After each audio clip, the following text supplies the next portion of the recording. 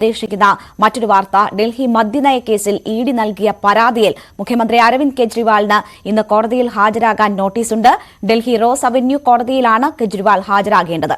അരവിന്ദ് കെജ്രിവാളിന് 4 തവണ സമൻസ് അയച്ചിട്ടും ചോദ്യം ചെയ്യലിന് ഹാജരായില്ലെന്ന് കാട്ടിയാണ് ഇഡി പരാതി നൽകിയത്. ഇതിലാണ് കോടതി ഇന്ന് ഹാജരാകാൻ ആവശ്യപ്പെട്ട് നോട്ടീസ് നൽകിയിരിക്കുന്നത്. ഇതിന് പിന്നാലെ ഇഡി 6ാം തവണയും കെജ്രിവാളിന് നോട്ടീസ് അയച്ചിട്ടുണ്ട്. തിങ്കളാഴ്ച ചോദ്യം ചെയ്യലിന് ഹാജരാകാൻ ആവശ്യപ്പെട്ടാണ് നോട്ടീസ്. കെജ്രിവാൾ അതേസമയം ഇന്നും ഹാജരാകില്ല എന്ന തരത്തിലുള്ള വിവരങ്ങളാണ് പുറത്തുവരുന്നത്. അസംബ്ലി വിശ്വാസ വോട്ടെടുപ്പ് നടക്കുന്നത് ചൂണ്ടിക്കാട്ടിയാകും ഹാജരാകാതിരിക്കുക.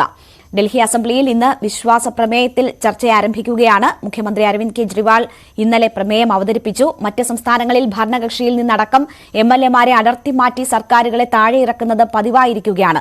തങ്ങളുടെ എംഎൽഎമാരെ എല്ലാം ഒപ്പമുണ്ട്, ആരും പാർട്ടി വിട്ടിട്ടില്ല, അത് തെളിയിക്കാനാണ് വിശ്വാസ വോട്ടെടുപ്പ് എന്നതാണ് അരവിന്ദ് കെജ്രിവാൾ പ്രമേയം അവതരിപ്പിച്ചുകൊണ്ട് പറഞ്ഞിരുന്നത്. അശ്വിനി വിവരങ്ങളുമായി ചേരുകയാണ്. അശ്വിനി, കെജ്രിവാൾ ഇഡിയുമായുള്ള യുദ്ധം തുടരുകയാണ്.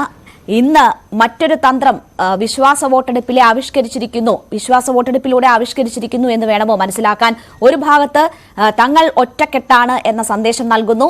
അതേസമയം തന്നെ ആ കാരണം ചൂണ്ടിക്കാട്ടി കോടതി നടപടികളിൽ നിന്ന് വിട്ടുനിൽക്കാൻ കൂടിയാണോ കെജ്രിവാൾ നീക്കം നടത്തുന്നത്?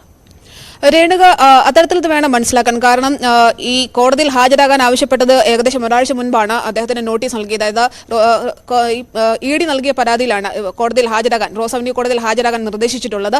എന്നാൽ ഇതിന് ഹാജരാകാതിരിക്കാൻ വേണ്ടിയിട്ടുള്ള ഒരു നീക്കമാണോ എന്നുള്ള രീതിയിലാണ് ഇപ്പോൾ വാർത്തകളും വിലയിരുത്തലുകളും ഒക്കെ ഉണ്ടാകുന്നത്. കാരണം ഇന്നലെയാണ് ഇത്തരത്തിലൊരു വിശ്വാസ പ്രമേയം കൊണ്ടുവരുന്നത്. തങ്ങളുടെ എംഎൽഎമാർ ഒപ്പമുണ്ടെന്ന് കാണിക്കാൻ വേണ്ടി ഇത്തരത്തിൽ ഒരു പ്രമേയം കൊണ്ടുവരുന്നു എന്നാണ് പ്രമേയം അവതരിപ്പിച്ചുകൊണ്ട് അരവിന്ദ് കെജ്രിവാൾ പറഞ്ഞത്.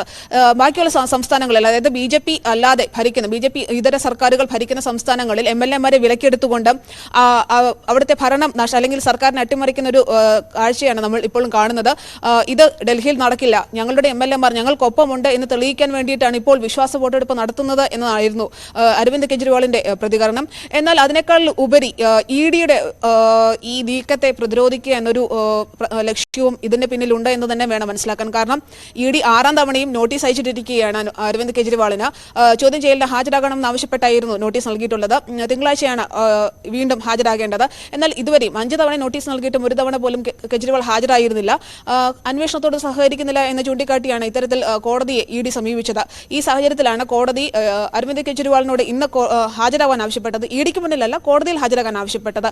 എന്നാൽ ഇത്തരത്തിൽ ഹാജരാകുന്നത്, അല്ലെങ്കിൽ ഇത്രയും നാൾ ഇഡിക്ക് മുന്നിൽ ഹാജരാകാതിരുന്നിട്ട് ഇപ്പോൾ കോടതിക്ക് മുന്നിൽ ഹാജരാകുന്നത് ഒഴിവാക്കാൻ വേണ്ടിയിട്ടായിരിക്കണം ഇത്തരത്തിലൊരു പ്രമേയം ഈ അവസരത്തിൽ കൊണ്ടുവന്നതെന്നാണ് നിരീക്ഷകരടക്കം ഉയർത്തുന്നത്. ഇപ്പോൾ തിങ്കളാഴ്ച, അതായത് മറ്റന്നാൾ ഇത്തരത്തിൽ കെജ്രിവാൾ ഹാജരായില്ലെങ്കിൽ അറസ്റ്റ് അടക്കമുള്ള നടപടികളിലേക്ക് ഇഡിക്ക് നീങ്ങാനും ഇതോടുകൂടി എളുപ്പമായി എന്ന് വേണം മനസ്സിലാക്കാൻ. പ്രത്യേകിച്ച് നിസ്സഹകരണം അടക്കം ചൂണ്ടിക്കാട്ടിക്കൊണ്ട് അറസ്റ്റിലേക്ക് നീങ്ങാനുള്ള സാധ്യതയും കൂടുതലാണ്. ഇതിനെ പ്രതിരോധിക്കാൻ, അല്ലെങ്കിൽ അറസ്റ്റിലേക്ക് കടക്കുമ്പോഴും തങ്ങൾക്ക് ഇത്തരം പേരുടെ പിന്തുണയുണ്ട്, അല്ലെങ്കിൽ തങ്ങളുടെ ശക്തി പ്രകടനമായിട്ട് ഒരു കാണിക്കാൻ വേണ്ടിയിട്ട് കൂടിയാകണം വിശ്വാസ പ്രമേയം കൊണ്ടുവന്നതെന്നാണ് വിലയിരുത്തൽ. രേണുക, ശരി, അശ്വിനിയാണ്.